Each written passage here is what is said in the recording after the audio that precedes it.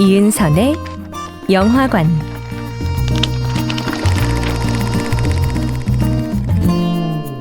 안녕하세요. 인생을 닮은 영화를 탐색하는 시간 이은선의 영화관입니다. 이번 주는 월터 살레스 감독이 연출한 I'm Still Here와 함께합니다.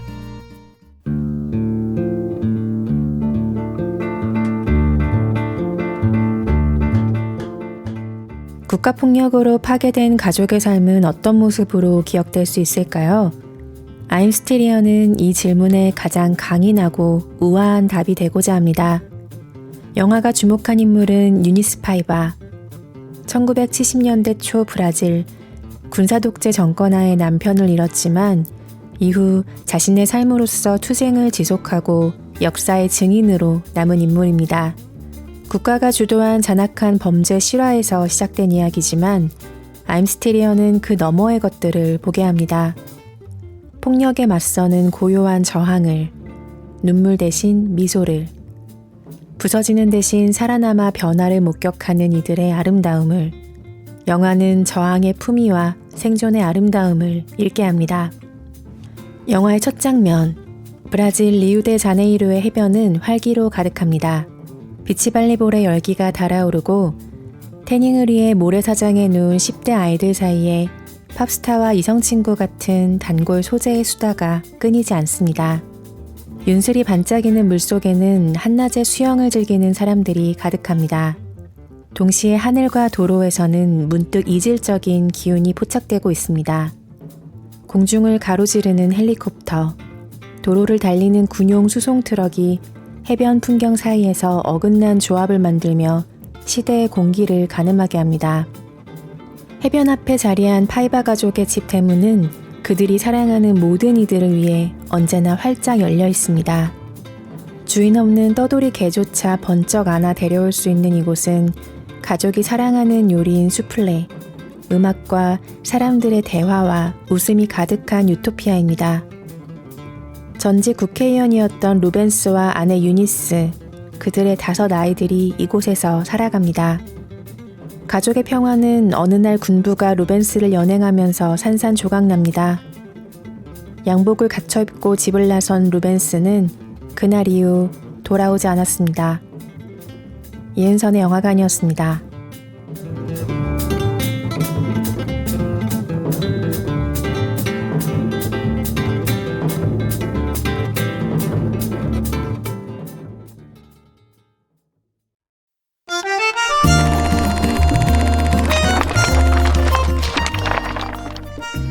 이은선의 영화관,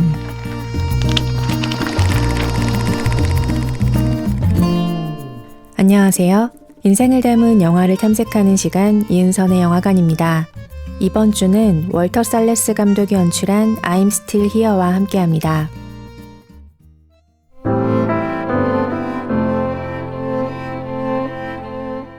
남편의 실종 뒤 유니스와 큰딸은 알 수 없는 공간에 각각 감금된 채 10수일을 신문받습니다. 반체제 인사를 가려내기 위한 질문들 앞에 유니스가 대답할 수 있는 것은 없습니다. 남편이 가족을 보호하기 위해 비밀스럽게 반정부 활동을 했다는 것을 그제야 깨달았지만 그 사실로부터 유니스는 오래도록 소외되어 온 터입니다. 유니스와 남은 가족들의 삶은 필연적인 변화 앞에 있습니다. 구치소에서 풀려나 집에 돌아온 이후 유니스는 오랜 시간 공들여 몸을 씻은 뒤 한 번도 잠그지 않았던 집의 대문을 걸어 잠급니다. 간단한 영화적 장치처럼 보이지만 이는 가족의 안전을 위한 문단 속 그 이상의 의미가 있는 행동입니다. 한 시절의 문이 영원히 닫히고 있는 겁니다. 강제 연행 후 실종 처리는 군사정권이 행하는 가장 잔혹한 범죄입니다. 불법 투옥부터 고문과 죽음으로 이어지는 과정 안에서 한 사람의 삶을 파괴할 뿐 아니라 남겨진 모든 이들의 인생 전체에 심리적 고문과도 같은 고통을 가하는 일이기 때문입니다. I'm Still Here는 유니스라는 인물을 중심으로 브라질의 국가폭력이 개인과 가족을 해체한 이후를 추적합니다. 남은 가족은 리우데자네이루의 해변을 떠나 상파울로로 이주하고 영화의 카메라는 1996년과 2014년으로 각각 한 번씩 시간을 이동합니다. 루벤스의 실종 후 40년, 그게 얼마나 긴 세월인지 새삼 실감하는 것이 관객의 몫으로 남습니다. 그 세월 사이 떠돌이 개를 안은 채 집으로 활기차게 뛰어들어왔던 어린 소년이 휠체어에 앉은 어른으로 재등장하는 모습은 문득 놀라운 변화입니다. 그가 파이바 집안의 막내 마르셀로이며 회고록을 출간한 작가라는 사실이 곧 드러납니다. I'm Still Here는 실제로 마르셀로 파이바가 2015년 발표한 책 Ainda Estou Aqui, 영재 I'm Still Here를 바탕으로 합니다. 이은선의 영화관이었습니다.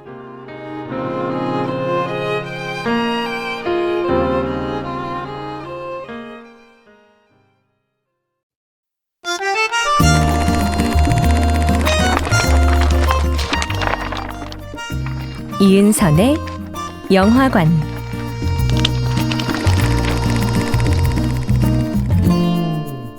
안녕하세요. 인생을 닮은 영화를 탐색하는 시간 이은선의 영화관입니다.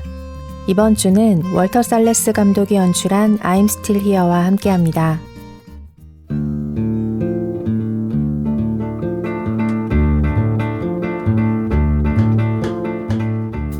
회고록을 읽은 사람 중 한 명이 바로 이 영화를 연출한 월터 살레스 감독입니다. 그는 어릴 적 파이바 자녀들의 친구였으며 해변의 아름다운 집에 드나들었던 사람 중 한 명이기도 했습니다. 언제나 활력이 넘치던 파이바 가족의 집. 어른과 아이 할 것 없이 서로의 의견을 자유롭게 나누었고 독재 정권에 저항하며 태동한 대중음악 운동인 트로피칼리아를 이끌었던 뮤지션들의 음악이 끊임없이 흘러나오던 따뜻한 그 집. 월터 살레스 감독은 루벤스가 사라진 뒤 그 집의 모든 공간에 경찰이 배치되고 굳게 문이 잠긴 모습을 본 것이 평생 잊지 못할 충격으로 남아있었노라고 고백합니다. 40년 후 마르셀로가 아버지의 실종과 가족에 대한 회고록을 낸 것을 읽고 월터 살레스 감독은 이 이야기를 꼭 영화로 만들어야 한다는 절박함을 느꼈다고 말합니다. 과거의 재구성은 직접 그 일을 겪은 사람들의 다양한 기억에 달려 있었기에 마르셀로를 포함한 가족들의 협조를 얻어 최대한 많은 기억의 조각을 모았습니다. 그렇게 준비 기간만 7년이 걸렸습니다. 그 사이 브라질은 강경 보수주의자 자이르 보우소나루 대통령이 선출됐고 코로나19 팬데믹이 시작됐습니다. 월터 살레스 감독의 영화는 팬데믹과 극우 정권의 한복판에서 촬영을 시작하게 된 셈입니다. 그는 이때를 I'm Still Here가 과거와 현재를 동시에 이야기하는 영화라는 것을 깨달은 순간이라고 말합니다. 영화가 망각에 맞서는 도구가 되길 바라며 카메라는 계속해서 돌아갔습니다. 대학에서 문학을 전공하고 결혼 뒤 5 아이를 키우던 유니스 파이바의 삶은 남편 루벤스가 군부에 체포된 것을 시작으로 180도 달라집니다. 그는 쓰러져 우는 대신 남편의 생사 확인은 물론이고 체포 사실조차 부인한 정부에 맞서 긴 투쟁을 이어갔습니다. 전 생애를 건 투쟁. 가부장제 바깥에서 강인하게 생존한 여성의 이야기가 시작됩니다. 이은선의 영화관이었습니다.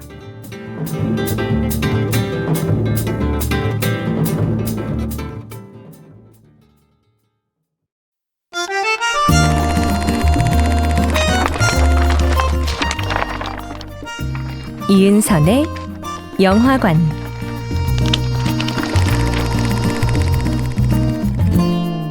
안녕하세요.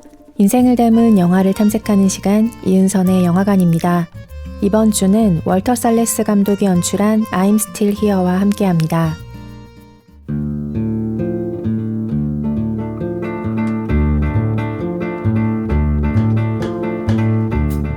진실을 향한 25년간의 지난한 싸움. 유니스는 1996년 루벤스의 사망 증명서를 공식 발급받고 2012년에는 살해 증거 서류까지 확인했습니다. 46세에 법대에 진학해 변호사가 된 그는 이후 강제실종 희생자 해명을 위한 운동에 앞장섰습니다. 1980년대부터 브라질 원주민 권리와 아마존 보존에 앞서기도 했습니다. 그 사이 정권이 다시 교체된 브라질 정부는 2025년 1월 그의 이름을 따 유니스 파이바상을 제정했습니다. 매년 민주주의 체제 보존과 복원에 공헌한 개인을 기리는 훈장입니다. 브라질 우정국에서는 유니스 파이바 기념 우표를 발행하기도 했죠. 그러나 영화는 유니스의 영웅적 활동이 아닌 그의 일상적 순간들에 더 주목합니다. 이는 중앙역, 모터사이클 다이어리 등을 통해 남미의 사회 정치적 현실 안에서 스스로를 구원하고 존엄을 확인하는 개인의 인생 여정을 다뤄온 월터 살레스 감독 특유의 연출적 지향점입니다. 지인에게 남편의 사망 소식을 전해 들은 날, 유니스는 자녀들을 데리고 가족의 추억이 어린 아이스크림 가게로 향합니다. 남편을 잃었다는 끔찍한 슬픔에도 불구하고 아이들을 돌봐야 하는 책임은 여전히 유니스의 몫입니다. 다른 테이블의 가족들이 행복한 순간을 보내는 모습을 지켜보는 그의 얼굴에는 깊은 애수가 드리워집니다. 소중한 집을 떠나는 날, 텅 빈 집안 곳곳을 천천히 둘러보는 뒷모습 역시 마찬가지입니다. 유니스는 한순간도 세상이 원하는 피해자다운 모습으로 굴복하지 않았습니다. 독재 정권이 행한 상실의 고통에도 굴하지 않는 우아하고 고요한 저항이 그의 방식이었죠. 예컨대 언론이 강요하는 슬픔의 얼굴을 거절하고 온화하게 미소 짓는 식이었습니다. 스마일. 아이들과 함께 카메라 앞에 설 때마다 유니스는 언제나 그렇게 외쳤습니다. 이은선의 영화관이었습니다.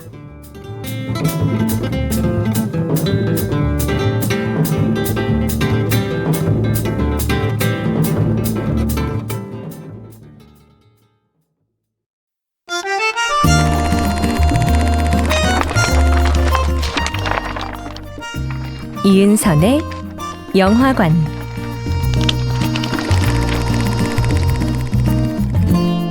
안녕하세요.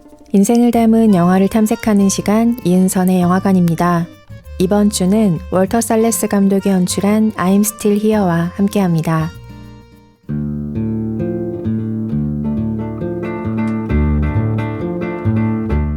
영화에서는 유니스가 우는 모습이 한 번도 나오지 않는다는 사실은 관객의 예상을 가장 크게 비껴나가는 부분일 겁니다.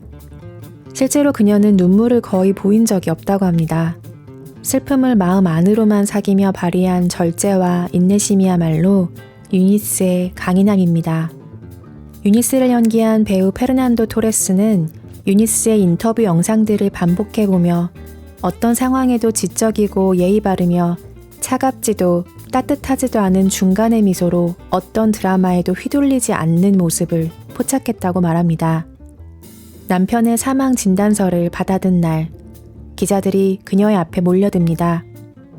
이제 민주화가 이뤄졌으니 과거사 청산보다 국가가 당면한 문제들의 해결이 우선이 아니겠냐는 의도적 질문에도 유니스는 그런 심리전은 이미 진작 간파했다는 듯 여유있게 미소 지으며 차분한 어투로 답합니다. 아니요. 국가가 독재 시절 저지른 모든 범죄를 밝히고 심판하는 것이 최우선입니다. 그렇지 않으면 같은 범죄가 앞으로도 계속 자행될 테니까요. 영화의 중간중간에는 가족들이 찍은 홈무비 화면이 등장합니다. 사진과 편지 역시 가족의 기억을 끊임없이 재생하는 도구입니다. 폭력의 망각 앞에서 투쟁을 이어온 유니스 가족의 오랜 시간이 흐른 뒤에도 여전히 그들은 카메라 앞에 섭니다. 누군가가 짓밟고 억누르려 했던 사람들의 사랑과 평화는 역사 안에서 그토록 오래 지속되고 있습니다. 영화가 끝날 즈음 노년의 유니스가 등장합니다. 가족이 모두 모인 자리. 그녀는 알츠하이머로 기억을 잃어가고 있지만 과거사 청산의 뉴스에는 여전히 생생하게 눈을 빛내고 있습니다. 노년의 유니스는 배우 페르난도 토레스의 어머니이자 중앙역의 배우 페르난다 몬테네그로가 연기합니다. 이는 세대를 이어 전승되는 기억과 이야기를 다루려는 이 영화의 최선으로 아름다운 조응입니다. 이은선의 영화관이었습니다.